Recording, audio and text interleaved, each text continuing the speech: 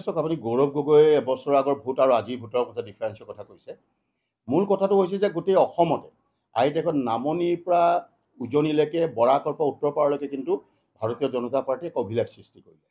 ই কেৱল সম্ভৱ হৈছে আমাৰ মূলতে যদি মই প্ৰথম কাৰ্য ক'বলৈ যাওঁ, ইয়াৰ কথাটো হৈছে যে পঞ্চায়তত মানুহবিলাকে সাধাৰণ আমাৰ গ্ৰাম্যবাসী জনগণে আইদেশত সৰু সৰু তেখেতসকলৰ বিভিন্ন ধৰণৰ কাম কাজৰ বিষয়ে চিন্তা কৰে, বিভিন্ন ব্যক্তিগত সা সুবিধাৰ কথা ভাবে আৰু সাধাৰণ সমূহীয়া উন্নয়নৰ কথা চিন্তা কৰে আৰু এই পঞ্চায়ত নিৰ্বাচনটো আৰু সেইটো কাৰণে আজিৰ তাৰিখত মই যদি সঁচা কথা ক'বলৈ যাওঁ, ইয়াত দুটামান ফেক্টৰে কাম কৰিলে, দুটা তিনিটা ফেক্টৰে কাম কৰিছে। মূল ফেক্টৰটো হৈছে যে অসমৰ জনপ্ৰিয় মুখ্যমন্ত্ৰী ডক্টৰ হিমন্ত বিশ্ব শৰ্মা ডাঙৰীয়াই খুব কম দিনৰ ভিতৰত অসমৰ জনহিতৈষী যিখিনি আঁচনিৰ জৰিয়তে তেওঁ গোটেই অসমত যিদৰে কঠীয়া ৰুলে, উন্নয়নৰ কঠীয়া ৰুলে, সেই কঠীয়াৰ ফল আজি তাৰিখত কম দিনত কিন্তু অসমৰ ৰাইজে আজি তাৰিখত আমাক খাবলৈ পালে আৰু ভাৰতীয় জনতা পাৰ্টীয়ে তাৰ ফল কিন্তু খাবলৈ পালে। কাৰণ যি অলপ দিনৰ পৰা হিমন্ত বিশ্ব শৰ্মা ডাঙৰীয়াই উন্নয়নৰ যাত্ৰাৰে সুন্দৰ সুন্দৰ কঠীয়া ৰুইছিলে। এক নম্বৰ, তাৰ এটা ফল আজি আমি খাবলৈ পাইছোঁ।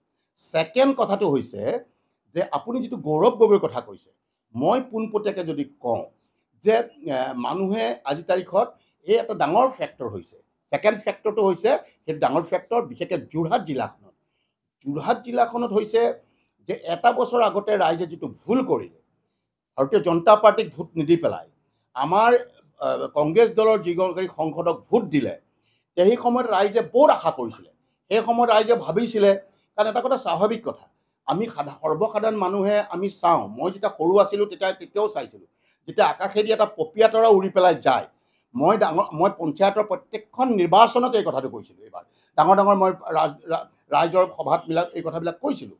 যেতিয়া পপীয়া তৰা এটা যায়, আকাশত চটকৈ যাওঁতে দেখিবলৈ বৰ পোহৰ লাগে, চাই ভাল লাগে, কিন্তু যেতিয়া গৈ তলত পৰি যায় মানুহ বিচাৰি নাপায় ক'ত সোমাই থাকে। এই গৌৰৱ গগৈৰ ক্ষেত্ৰতো একেই হ'ল। ৰাইজে ভাবিছিলে যে লোকসভা ইলেকশ্যন নতুন বস্তু এটা আহিছে, উজ্জ্বল বস্তু, গতিকে কাম হ'ব বুলি একদম শিল দৌল ভাঙি ৰাইজে একদম গৈ পেলাই কংগ্ৰেছ দলৰ প্ৰাৰ্থীজনক ভোট দি দিলে। এতিয়া এটা বছৰত দেখিছে যে পপীয়া তৰাৰ দৰে হেৰাই গ'ল, বিচাৰি নাপায়। তেওঁ কিবা সৰ্বসাধাৰণ মানুহৰ যদি কিবা কাগজ এখনত ৰিকমেণ্ডেড শব্দটো লিখিব লগা হয়, ফৰৱাৰ্ড বুলিও লিখিব লগা হয়, এইটো লিখিবলৈ বিচাৰি নোপোৱা হ'ল। গতিকে ৰাইজে হাবাথুৰি খাব লগা হ'ল, পৰ্বতত কাছকণী বিচৰাৰ নিচিনা হ'ল এতিয়া সংসদগৰাকী। যাৰ কাৰণে ৰাইজে গোটেই কথাখিনি বুজি পায়, তাৰ উল্টা খৰ মাৰিবলৈ আৰম্ভ কৰি দিলে। উল্টা খৰ মাৰি ভাৰতীয় জনতা পাৰ্টীৰ হাত শক্তিশালী কৰিবৰ কাৰণে, দিলীপ শইকীয়াৰ হাত শক্তিশালী কৰিবলৈ, বিশেষকৈ অসমৰ জনপ্ৰিয় মুখ্যমন্ত্ৰী হিমন্ত বিশ্ব শৰ্মা ডাঙৰীয়াৰ হাত শক্তিশালী কৰিবলৈ ৰাইজে প্ৰতিদান হিচাপে ৰাইজে পঞ্চায়ত ইলেকশ্যনত একদম শিল দৌল ভাঙি এইবাৰ ভাৰতীয় জনতা পাৰ্টীৰ জুলুঙাত ভোট দিলে। থাৰ্ডটো হৈছে, মই সেইটো কথা ভবা নাছিলোঁ যে কংগ্ৰেছ দলত মই যেতিয়া ওলাই আহিছিলোঁ, সেই সময়ত কংগ্ৰেছ দলৰ অভ্যন্তৰীণ কাজিয়াবিলাক মই দেখি আছিলোঁ। মই বহুত ঊৰ্ধ্বতমকৈ কৰ্তৃপক্ষত বহুত কথা জনাইছিলোঁ, মোক গুৰুত্ব দিয়া নাছিলে, হ'বকৈ থৈ দলটো গেলাই গৈ আছিলে। যাৰ কাৰণে মই ওলাই আহিবলৈ বাধ্য হৈছিলোঁ। ভাৰতীয় জনতা পাৰ্টীৰ হাত শক্তিশালী কৰি এজন সৈনিক হিচাপে হিমন্ত বিশ্ব শৰ্মা ডাঙৰীয়া আজি আমাৰ দলৰ সভাপতিৰ ছত্ৰছায়াত থাকি কাম কৰাৰ সপোন দেখিছিলোঁ, তাৰ কাৰণে ওলাই আহিছিলোঁ। কিন্তু এতিয়া এইবাৰ গুৱাহাটীত গৈ গম পালোঁ যে পঞ্চায়ত নিৰ্বাচনৰ আগে এইবাৰ লোকসভা ইলেকশ্যনৰ পাছত আমাৰ দলীয় এজন কংগ্ৰেছ দলৰ নেতৃত্বই তেখেতে নিজৰ অসমৰ চাৰিচুক ঘূৰি ফুৰিছে ভোট বিচাৰি, স্বাভাৱিক কথা।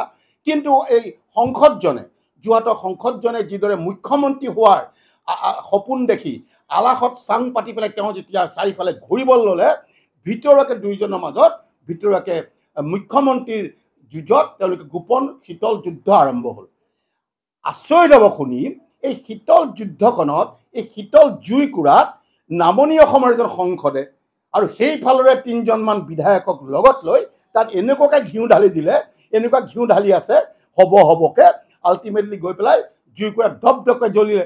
গতিকে কংগ্ৰেছ বহু কৰ্মীয়ে জিলাই যোৰহাটৰো বহুত কংগ্ৰেছ কৰ্মীয়ে সেইকাৰণে নেতাসকল যেনে তেনে বাচিছে, তেওঁলোকৰ পঞ্চায়ত খালী হৈ গৈছে, নীল হৈ গৈছে। জিলা পৰ্যায়ত যিবিলাক কংগ্ৰেছৰ নেতা আছে তেওঁলোকেতো খালী জিৰ', তেওঁলোকৰ পঞ্চায়তবিলাকত জিৰ' হৈ গৈছে কংগ্ৰেছ। কিন্তু যিবিলাক কৰ্মী আছিলে যেনে তেনে কংগ্ৰেছৰ এই মুখ্যমন্ত্ৰীৰ জুইকুৰাত জ্বলাৰ পৰা জাপ মাৰি যেন তেনে পলাই আহি ভাৰতীয় জনতা পাৰ্টীত সোমাই ভোট দিছে, যাৰ কাৰণে কংগ্ৰেছৰ বহুত বিৰোধী ভোটো আহি কংগ্ৰেছৰ প্ৰতি বেয়া ভাৱ সোমোৱা ভোটো আমাৰ পক্ষত আহি গ'ল। আজি সেইকাৰণে ২৬ দৰ্জা খোল খাই গ'ল। অহা ২৬ মুখ্যমন্ত্ৰী যে ভাৰতীয় জনতা পাৰ্টি হ'ব, আৰু সেইকাৰণে আজি তাতে সন্মিলিতভাৱে জিলাখনত আজি প্ৰায় একেৰাহে ২০০১ চনত মই নিজেও সভাপতি আছিলোঁ জিলা পৰিষদত। তেতিয়াৰ পৰা মই কংগ্ৰেছ দলত আছিলোঁ, ৪বাৰ জিলা পৰিষদ কংগ্ৰেছ দলৰ দখল হৈছিল। এইবাৰ মই বিজেপিত আছোঁ।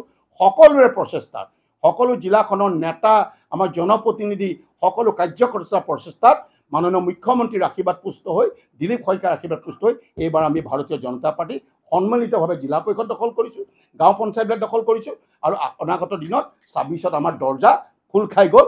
এতিয়াৰ পৰা আমাৰ যুঁজ অব্যাহত থাকিব, আমাৰ যাত্ৰা অব্যাহত থাকিব। ২৬ত আকৌ ভাৰতীয় জনতা পাৰ্টি যে চৰকাৰ হ'ব, এইটো আজি সত্যত প্ৰমাণিত হ'ল।